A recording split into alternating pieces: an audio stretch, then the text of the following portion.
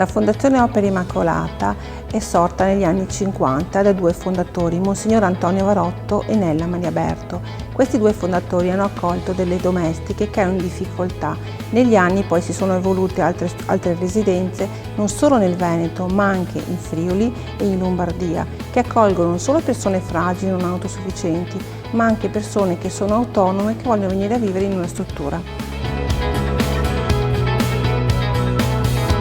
In questa struttura c'è un residence completamente di ospiti autosufficienti.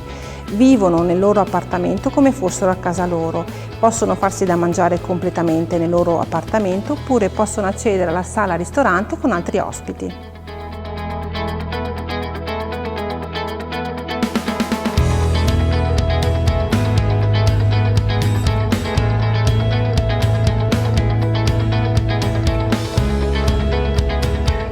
Abbiamo anche una villa composta da 4 piani in cui vivono delle persone che sono parzialmente autosufficienti. Parzialmente autosufficienti nel senso che queste persone hanno bisogno di un minimo aiuto quotidiano, ma sono completamente autonome, possono uscire a fare la spesa, possono uscire a partecipare agli eventi che ci sono nella struttura.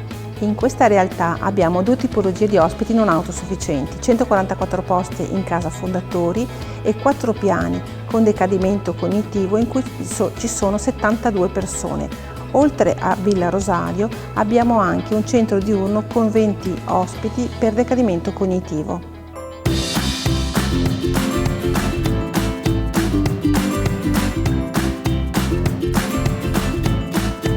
Una delle nostre eccellenze è l'asilo nido, aperto a tutte le famiglie del territorio e dei dintorni, in cui i bambini che sono all'interno dell'asilo, oltre a fare progetti all'interno loro, fanno dei progetti anche con i nostri ospiti con decadimento cognitivo.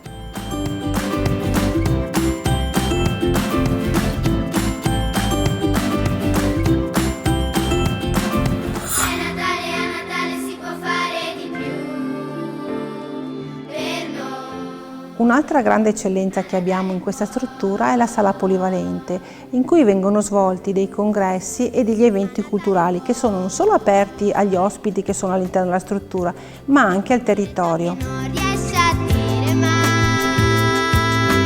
Molti dei nostri eventi sono svolti grazie alla collaborazione con Ascom.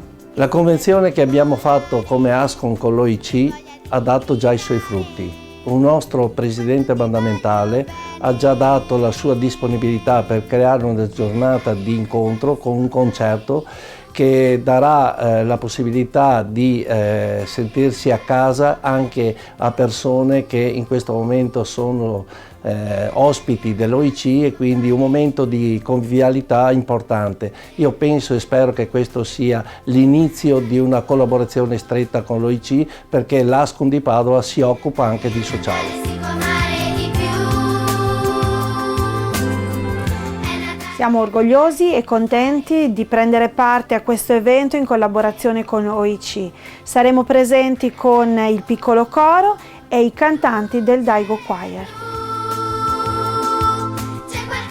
Vi aspettiamo numerosi alla prima edizione dello spettacolo musicale che si terrà al Nazareth di Padova il 5 di gennaio.